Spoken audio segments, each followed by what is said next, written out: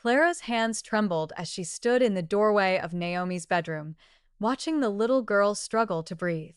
The monitors beeped frantically. Rafael Lorenzo, the most feared man in New York, sat beside his daughter's bed with his head in his hands, looking more broken than she'd ever seen him in the 6 months she'd worked in his mansion. Mr. Lorenzo, Clara whispered, her heart pounding so hard she could hear it in her ears. The words she was about to say would change everything.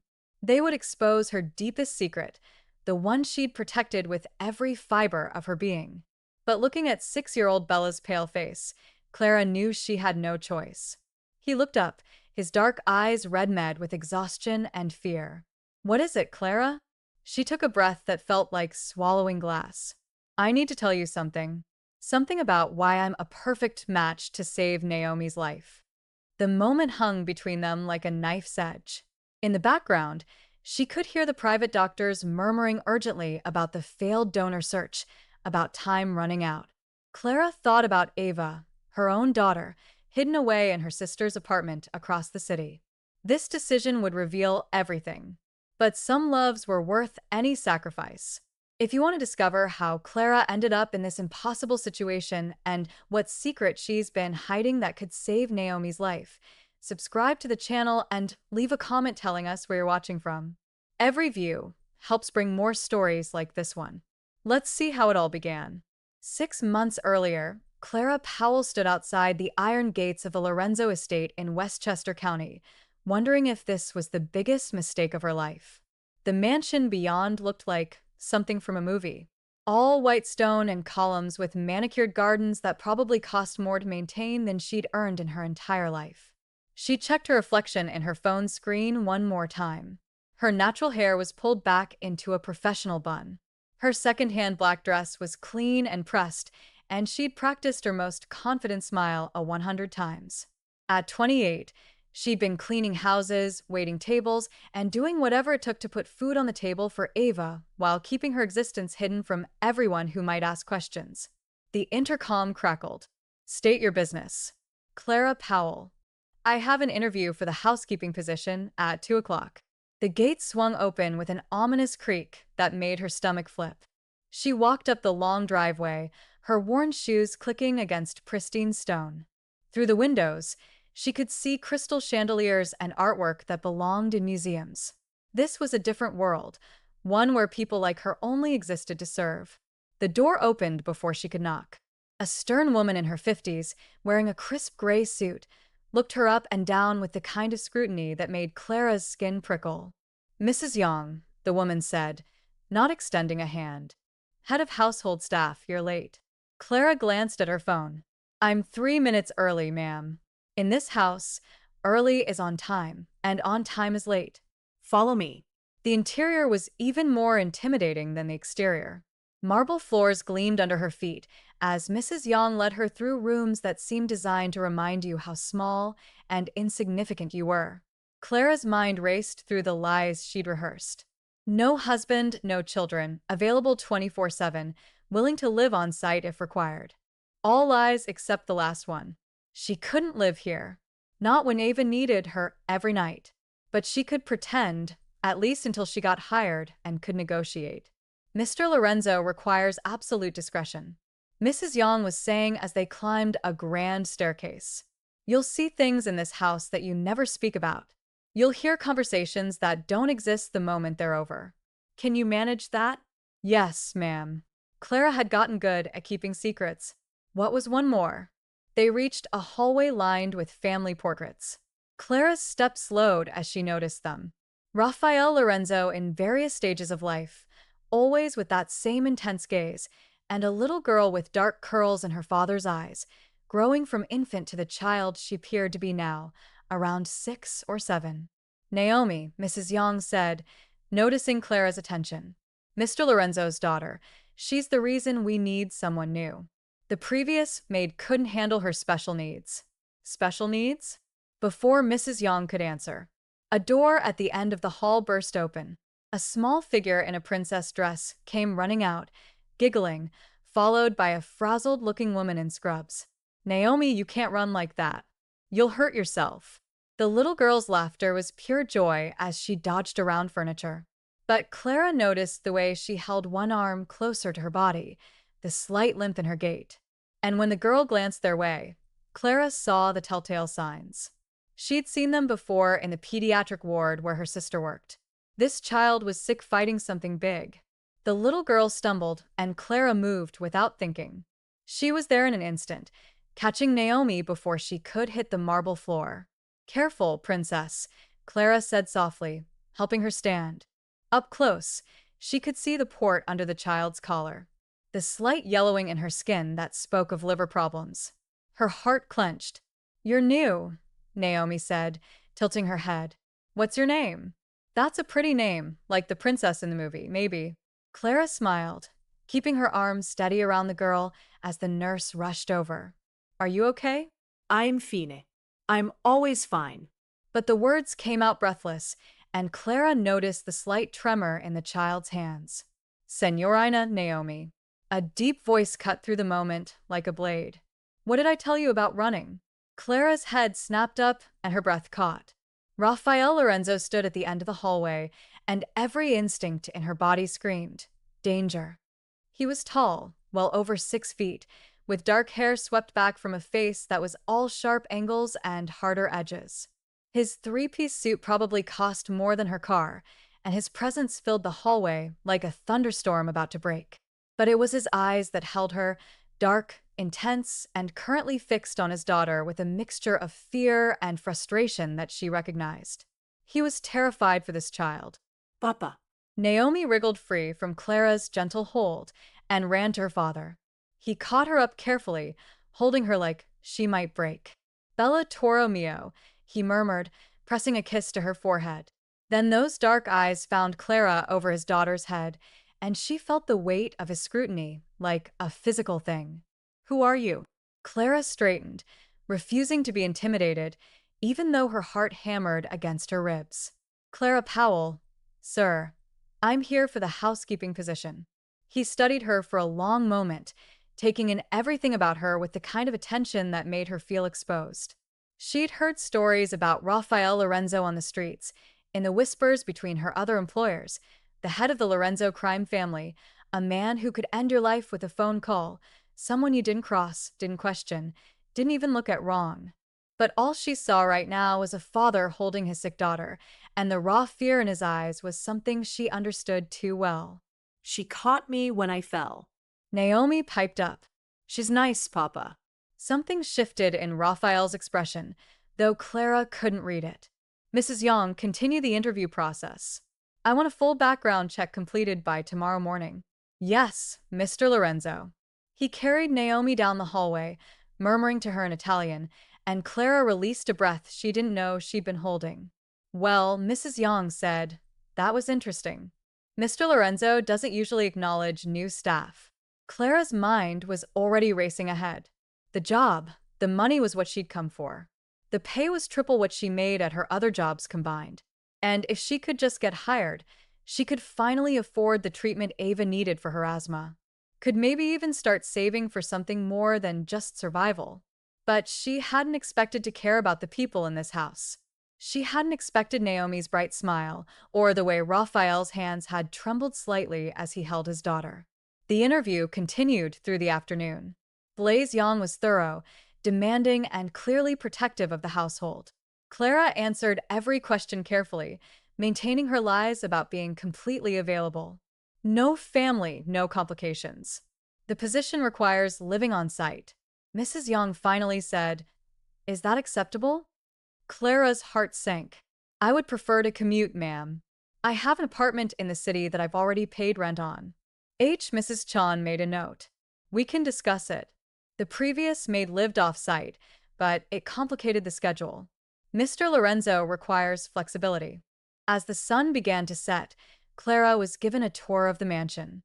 20 bedrooms, 10 bathrooms, a kitchen that looked like it belonged in a 5-star restaurant, and a medical wing that made her pause. It was a full hospital room complete with monitoring equipment and enough medication to stock a pharmacy. For Naomi, Mrs. Young explained quietly, "She has a rare liver disease. Progressive, the doctors say, without a transplant. She didn't finish the sentence. She didn't need to. Clara's throat tightened. Is she on the transplant list? Has been for 2 years. She's rare blood type, complex genetic markers. Finding a match has been Mrs. Yang's professional mask slipped for just a moment, revealing genuine concern. Mr. Lorenzo has spared no expense, contacted every hospital, every specialist, but we're running out of time. The words hit Clara like a punch to the chest. She thought of Ava, safe and healthy despite their struggles. She thought of Naomi's bright smile and the way she'd called Clara nice, like it was the best compliment in the world. I'll take the job, Clara heard herself say. If Mr. Lorenzo offers it, and I'll do whatever I can to help. Mrs. Yang's expression softened slightly. Mr. Lorenzo's decision will come tomorrow after the background check, but between you and me, I think you made an impression. Clara left the mansion as darkness fell, her mind churning. She took 3 buses to get back to her sister's apartment in Brooklyn, where Ava was already asleep in the small bedroom they shared. How'd it go? Her sister Nova asked, looking up from the nursing textbook spread across the tiny kitchen table. Got the job, I think. Pays enough to change everything. Clara collapsed onto the worn couch. But Nova, the little girl there, she's dying. Liver disease. They can't find a donor. Nova's expression turned serious. She knew what Clara was thinking because they discussed it 100 times when Ava had needed her own tests years ago. The blood work that had revealed Clara's rare genetic profile, the kind that made her a universal donor for certain conditions. Don't, Nova warned. Don't even think about it. She's 6 years old. So is Ava. And if you expose yourself, if you get involved with that family beyond being their maid, you could lose everything. These people are dangerous, Clara. You can't save everyone. But Clara couldn't stop seeing Naomi smile. Couldn't stop thinking about what it would feel like to watch that light go out. She'd taken this job for the money, for the chance to give Ava a better life. She just hadn't expected to feel anything for the little girl living in that gilded cage. 3 weeks into working at the Lorenzo estate, Clara had learned several important things. First, Raphael Lorenzo was rarely home during the day, leaving before dawn and returning after Naomi went to bed. Second, when he was home, his entire attention focused on his daughter with an intensity that was both beautiful and heartbreaking. Third, the household staff walked on eggshells around him, terrified of making a mistake that might draw his wrath. But Clara had also learned something else. She wasn't afraid of him. Maybe it was foolish. Maybe it came from spending her whole life having to fight for everything, having to stand her ground against landlords and bill collectors and men who thought a single mother was easy prey. But when Raphael Lorenzo looked at her with those cold, assessing eyes, she looked right back. It started small. She'd been cleaning his study when he came home early, his jacket discarded and blood on his knuckles. She'd frozen for a moment, the stories she'd heard about his business flooding her mind, but then she'd simply retrieved the first aid kit from the bathroom and set it on his desk. You should clean that, she'd said quietly before it gets infected. He'd stared at her like she'd grown a second head. Men probably didn't tell Raphael Lorenzo what to do, but after a long moment, he'd opened the kit. Thank you, he'd said, and she'd heard the surprise in his voice. Then there was the day Naomi had a bad episode. Clara had been in the kitchen when she heard the monitor alarms going off from the medical wing. She dropped everything and run, her heart in her throat, and found Naomi convulsing while the nurse tried to hold her steady. Call Mr. Lorenzo, the nurse shouted. But Clara was already there, already helping, using everything she'd learned from the years of watching Nova study, from the medical emergencies she'd witnessed with Ava. She held Naomi's hand and spoke softly to her, grounding the little girl through the worst of it until the seizure passed. When Raphael burst through the door 5 minutes later, his face ashen, Naomi was lying quietly with her head in Clara's lap. Papa, Naomi murmured, Clara sang to me. The shaking stopped. Raphael's eyes met Clara's over his daughter's head, and something passed between them. Understanding, recognition of shared fear, the bond of 2 people who would both die for this child. What did you sing? He asked later after Naomi was resting comfortably and the medical team had cleared out. An old lullaby. My grandmother used to sing it, Clara didn't mention that she'd sung it to Ava 1,000 times. Stay, Raphael said abruptly. When you're here, she's calmer. I'll pay you double, triple, whatever it takes. Mr. Lorenzo, I can't live here full time. I have responsibilities. Then bring them here.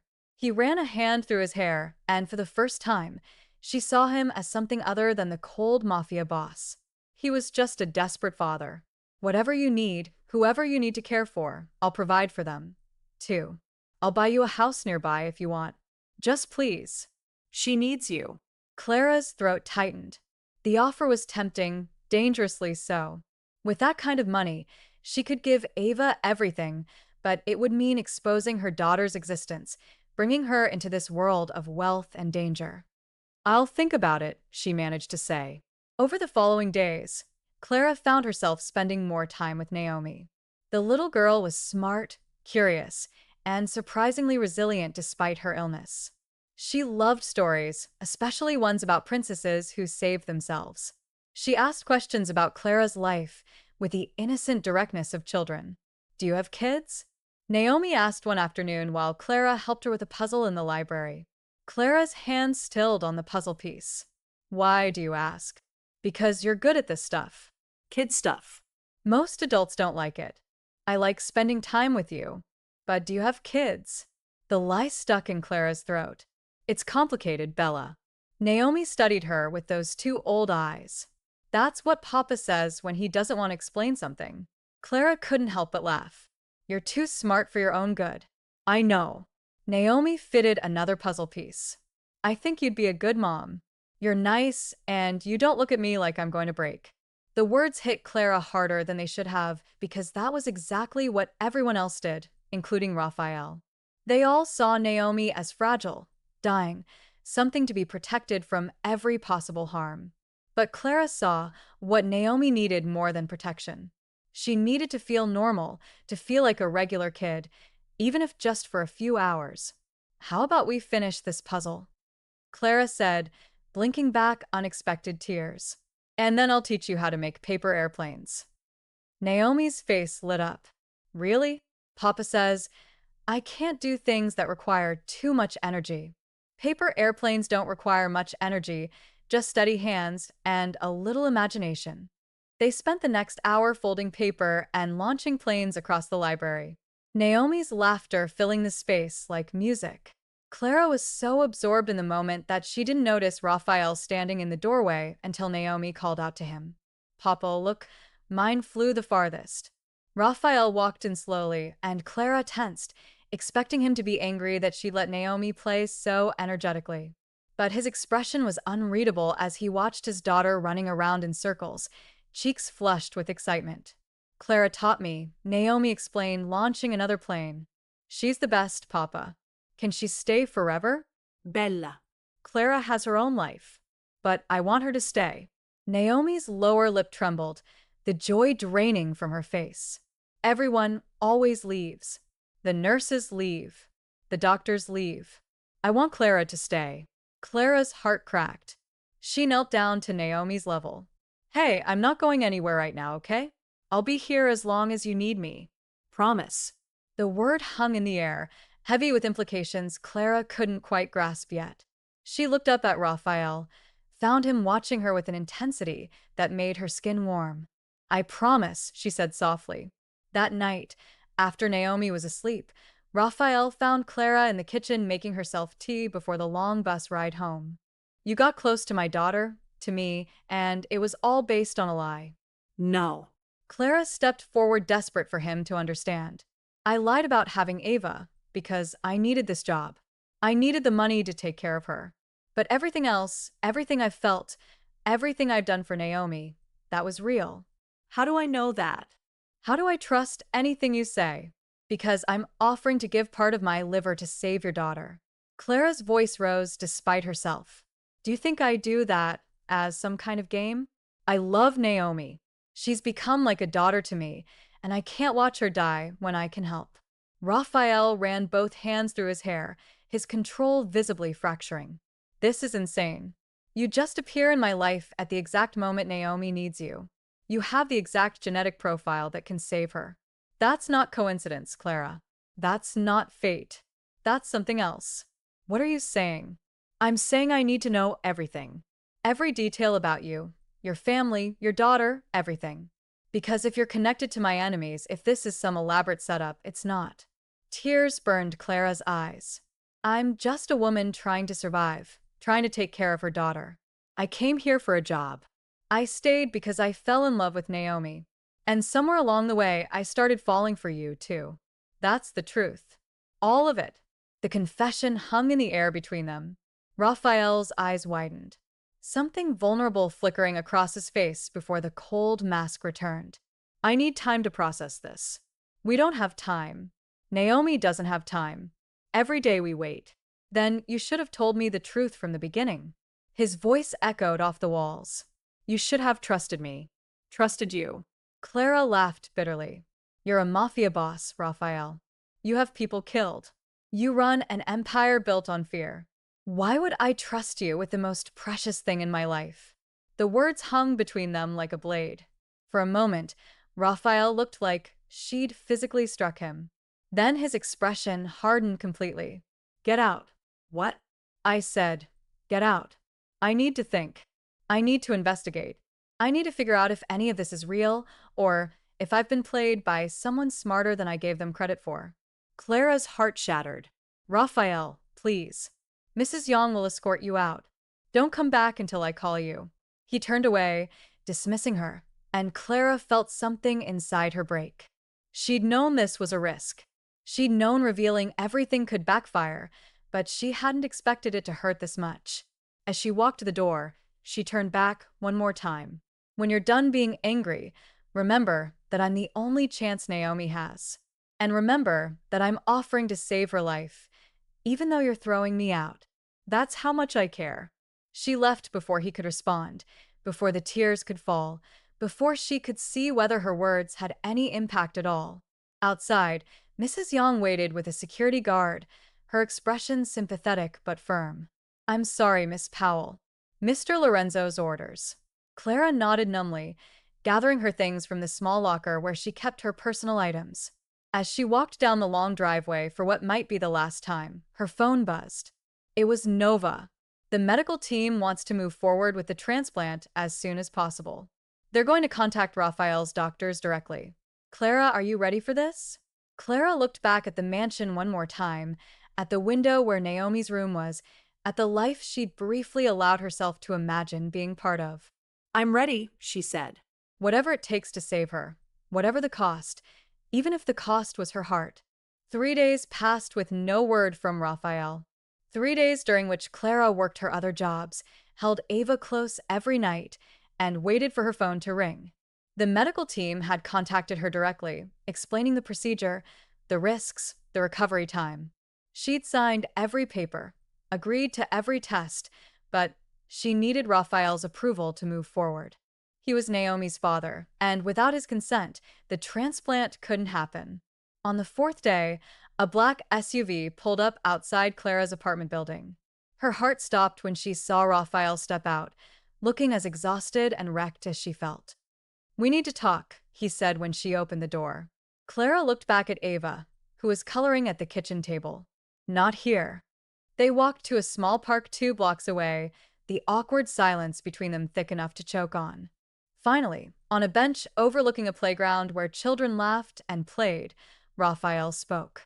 I had you investigated.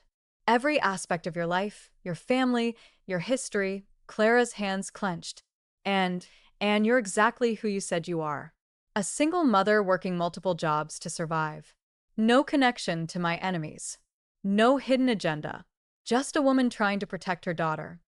He turned to look at her, and his eyes were red-rimmed. I'm sorry. I'm sorry. I didn't trust you. I'm sorry I threw you out. I'm sorry for all of it. The apology caught her off guard. Raphael, let me finish, please. He took a shaky breath. I've spent my whole life not trusting anyone. It's kept me alive, kept my family safe, but it also means I destroy everything good before it has a chance to become real. I looked at you offering to save my daughter's life, and I couldn't believe it was genuine. I couldn't believe someone would do that without wanting something in return. I do want something in return. Clara said quietly. I want Naomi to live. I want to see her grow up. I want her to have the future she deserves. Why? She's not your daughter. You've only known her a few months. Clara thought about how to explain it, how to make him understand. When I was pregnant with Ava, I had complications, serious ones. The doctors told me there was a chance I'd lose her, or that carrying her to term might kill me. And I remember lying in that hospital bed thinking that I would do anything, sacrifice anything to make sure she lived. That's what love is, Raphael. It's not logical. It's not convenient. It's just this overwhelming need to protect someone, even if it costs you everything. She met his eyes. That's how I feel about Naomi now.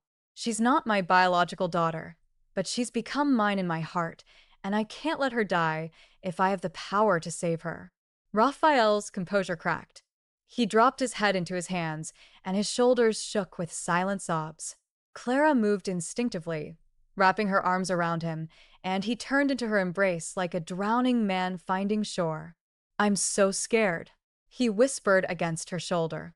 I'm so, scared of losing her. She's everything to me. Everything. I know. I know. Clara held him tighter. This powerful man reduced to his most fundamental self. A father terrified of losing his child. They sat like that for a long time, holding each other in the fading afternoon light. Finally, Raphael pulled back, wiping his eyes. Tell me about Ava, he said. I want to know about your daughter. Clara smiled through her own tears.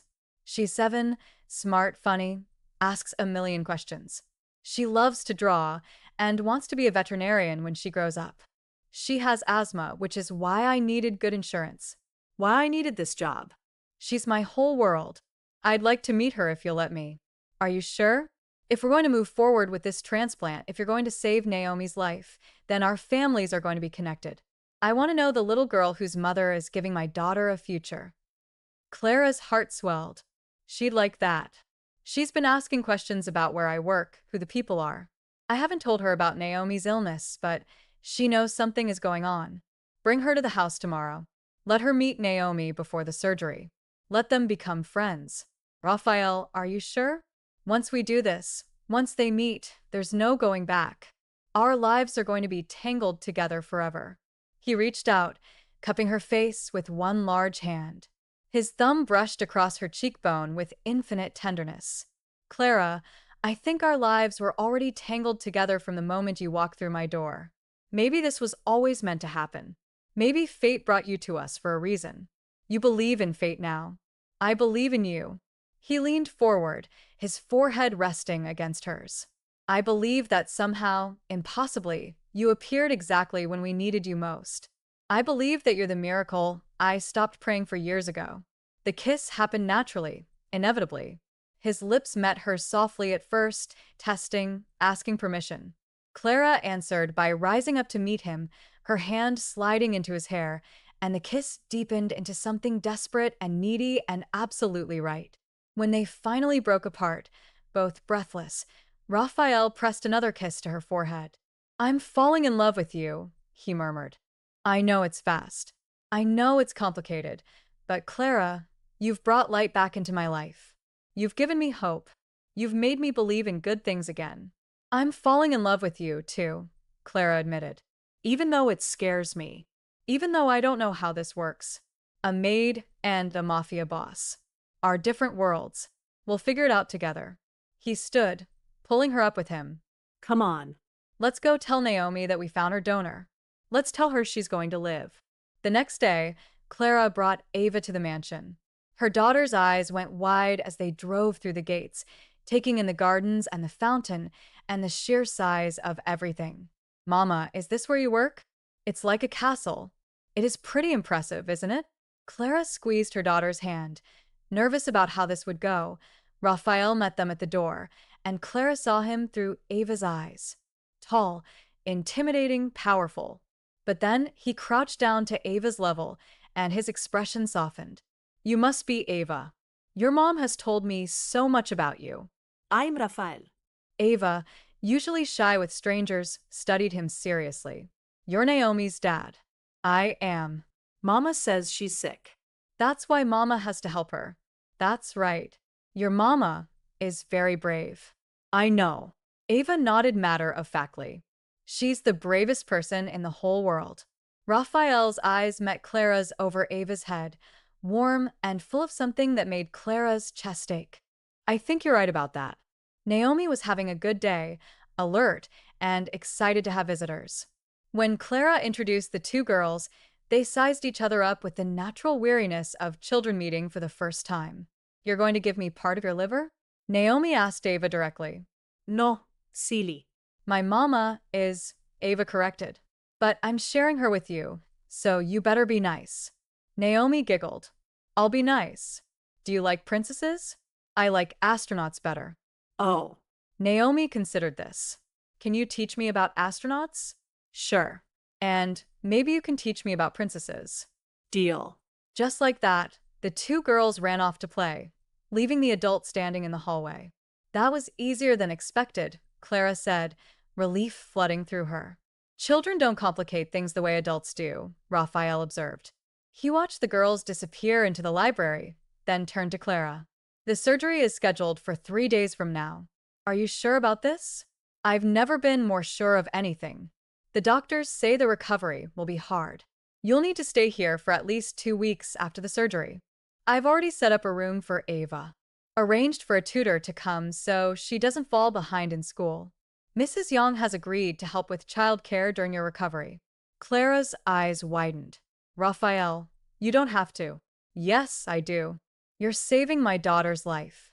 The least I can do is make sure you and Ava are taken care of. He stepped closer, his hand finding hers. Besides, I meant what I said about our families being connected now. This is just the beginning, Clara. If you'll have me, if you'll have this life, I want you and Ava to be part of it permanently. Her breath caught. What are you saying? I'm saying that I've been alone for so long, raising Naomi by myself in this big empty house. I'm saying that you've made me remember what it feels like to have a family, a real one. Not just blood and obligation, but choice and love. I'm saying that I want to wake up every morning knowing you're here. I want to watch our daughters grow up together. I want to build a life with you. Clara's eyes filled with tears. It's crazy. It's too fast. I know. But when something is right, you just know. Don't you feel it too? She did. Despite every logical reason to be cautious, despite the complications and the danger and the impossibility of it all, Clara felt it in her bones. This was right. This was where she was meant to be. Yes, she whispered. I feel it too. The kiss was interrupted by giggles from the library. They pulled apart to find both girls peeking around the doorframe, grinning mischievously. Papa's kissing Clara, Naomi singonged. Mama's kissing Mr. Raphael. Ava added. Does this mean we're going to be sisters? Naomi asked hopefully. Clara and Raphael looked at each other, and in his eyes, she saw the future. Complicated, yes. Scary, absolutely, but full of love and hope and second chances. Maybe, Raphael said, pulling Clara close. If your mama says yes, mama, say yes, Ava pleaded. Please, Naomi added, her eyes shining with a kind of joy that came from knowing she was going to live, going to have a future, going to have a sister and a new mother figure in her life. Clara looked at the 3 people who had somehow become her entire world in just a few short months. Her daughter, the little girl she'd come to love like her own. The man who'd shown her what it meant to be truly seen and cherished. Yes, she said, and watched as all 3 of them lit up with happiness. Yes to all of it. The surgery was scheduled for early morning. Clara woke in the pre-dawn darkness, her heart racing with a mixture of fear and determination. She'd spent the night in one of the mansion's guest rooms, and Ava had slept curled against her side, sensing her mother's anxiety. Raphael knocked softly on the door just after 5. Ready? Clara kissed Ava's forehead, careful not to wake her, and followed him downstairs. The medical team was already set up in the private surgical suite Raphael had built in the mansion, complete with state-of-the-art equipment and the best surgeons money could buy. We'll be doing simultaneous surgeries, Dr. Martinez explained. 1 team for you, 1 for Naomi. The procedure should take about 6 hours total.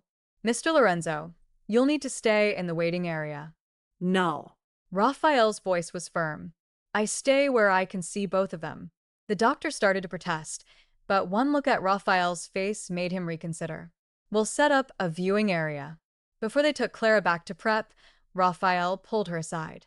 His hands cupped her face, his eyes searching hers with an intensity that stole her breath. Thank you, he said roughly. Thank you for giving me back my daughter. Thank you for being brave enough to do this. I love her, Clara said simply. And I love you. There was never any other choice. If anything goes wrong, it won't. Clara placed her hand over his heart, feeling it race beneath her palm. We're both going to be fine.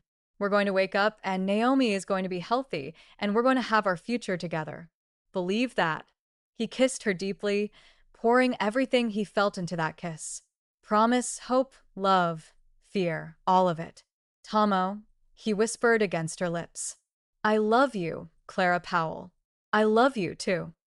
They took her back then, and Clara's last thought before the anesthesia pulled her under was of Naomi's smile, of Ava's laughter, of the family she was fighting for. The surgery was a success. When Clara woke hours later, groggy and in pain, the first face she saw was Raphael's. He looked like he'd aged 10 years. His eyes red from crying, his hair disheveled from running his hands through it repeatedly. Naomi, Clara managed to croak out. Perfect. The transplant took perfectly. She's already showing signs of improvement. His voice cracked. You saved her, Clara. You saved my daughter. Tears spilled down Clara's cheeks. Can I see her? Soon. The doctors want you both to rest first, but Clara, she's asking for you. She wants to make sure you're okay.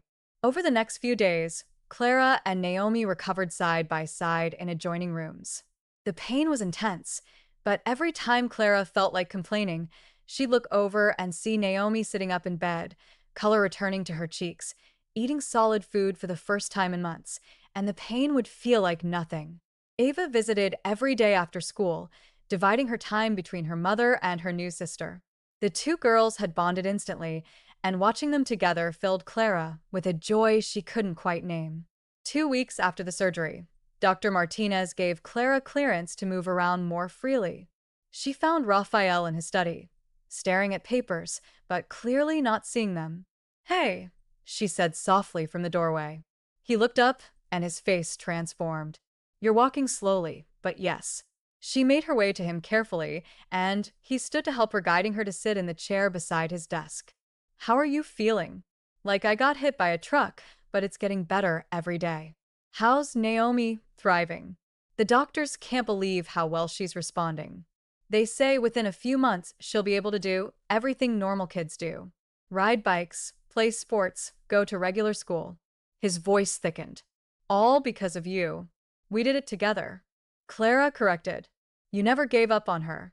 You moved mountains trying to find a donor. I was just the answer that appeared. Raphael took her hand, his thumb stroking over her knuckles. You're so much more than that. You're the answer to everything I didn't know I was asking for. A partner, a love, a mother for Naomi, a family. About that, Clara said, her heart racing. I've been thinking about the future, about what happens next. Worry flashed across Raphael's face. If you're having second thoughts, no, not second thoughts, just questions about how this works. I'm still a maid, Raphael. You're still the head of a crime family. How do we bridge that gap? He was quiet for a long moment. I've been thinking about that too, about what I want my life to look like now. What I want Naomi's life to look like. He stood pacing to the window. I've spent the last 15 years building this empire. I've done things I'm not proud of. Hurt people? Made choices I can't take back. I did it for power, for money, for the family name. But what's it all worth if I lose my daughter? If I lose you? What are you saying? He turned to face her. I'm saying I want out. Not completely, not overnight, but I want to transition away from the dangerous parts of the business. I have legitimate holdings, investments, companies that are completely legal. I can focus on those. I can be a better man for Naomi, for you, for Ava. Clara's eyes widened. That's a big decision. It's the right decision. You've shown me that there's another way to live, another way to be strong that doesn't involve fear and violence. I want to be the kind of man our daughters can be proud of. Our daughters, Clara repeated, testing the words. I like the sound of that. Raphael crossed back to her, kneeling beside her chair. Marry me, Clara. Not now, not tomorrow, but when you're healed, when you're ready. Marry me and make this official. Make us a family in every way. Clara's breath caught. That's crazy. That's love. He reached into his pocket and pulled out a small velvet box. Inside was a ring so stunning that Clara gasped. A simple platinum band with a flawless diamond surrounded by smaller stones that caught the light and threw rainbows across the walls. I had it made while you were in surgery, Raphael admitted. I couldn't stop thinking about what I'd say if we both made it through. If you survived giving part of yourself to save my daughter, and I knew I'd ask you this. I knew I'd beg you to stay forever, if that's what it took. You don't have to beg, Clara whispered, her hand shaking as she reached out to touch the ring. Yes, Raphael. Yes, I'll marry you. Yes to all of it. He slid the ring onto her finger, and it fit perfectly, like it had been made for her, which Clara supposed it had been. The kiss was soft and sweet and full of promise. When they broke apart, they heard a sound in the doorway. Naomi and Ava stood there. Naomi supported by her four-pole, but grinning from ear to ear. Did Mama say yes? Ava asked, bouncing on her toes. She said yes? Raphael confirmed, laughing. Both girls squealed and rushed forward as carefully as they could, wrapping themselves around Clara and Raphael in a tangle of arms and joy. We're going to be a real family, Naomi said, wonder in her voice. All of us together. Clara looked around at these three people who had become her whole world, and she felt something she hadn't felt in years. Absolute certainty that she was exactly where she was supposed to be. Yes, she said, pulling them all closer. A real family forever. 18 months later, Clara stood in the garden of the Lorenzo estate, watching Ava and Naomi chase each other through the flowers. Both girls were healthy, vibrant, full of life and laughter. Naomi's long recovery had been worth every moment. She was now a normal 8-year-old attending school, playing soccer, living the life her father had feared she'd never have. Mrs. Lorenzo. Raphael's voice came from behind her, and Clara smiled at the title she was still getting used to. They'd married in a small ceremony 6 months ago, surrounded by family and the few friends Raphael trusted completely. I'm still not used to that name, she admitted as he wrapped his arms around her waist, pulling her back against his chest. Good thing you have the rest of your life to adjust. He pressed a kiss to her temple. The girls look happy. They are. We all are. It was true. The last year and a half had been transformative in ways Clara could never have imagined. Raphael had kept his promise, gradually extracting himself from the dangerous aspects of his business. He still had wealth, still had influence, but now it came from legitimate sources: real estate, tech investments, charitable foundations. Clara had gone back to school, finally finishing the degree she'd started before Ava was born. She was studying social work, wanting to help other single mothers who found themselves in the same desperate situations she'd faced. I have news, Raphael said, his tone carefully neutral. Good news or bad news? Good news. The board approved the new foundation. Starting next month, we'll be able to help fund transplants for families who can't afford them. We'll cover donor compensation, medical expenses, recovery costs, all of it. Clara turned in his arms, her eyes filling with tears. Really? Really?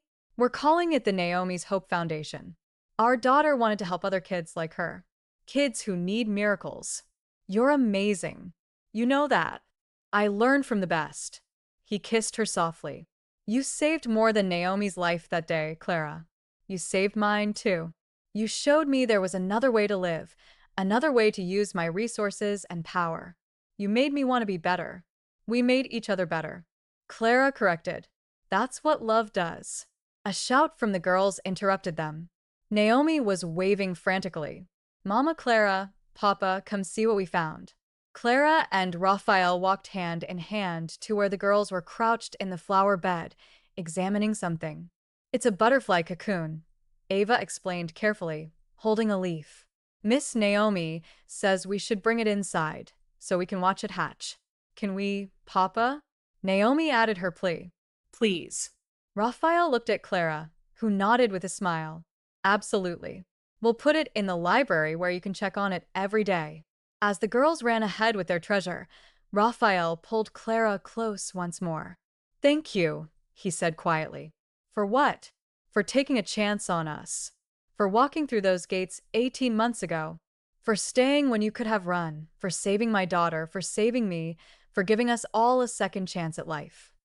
Clara thought about that young woman who'd stood outside these gates so long ago, desperate and afraid and willing to do anything to survive.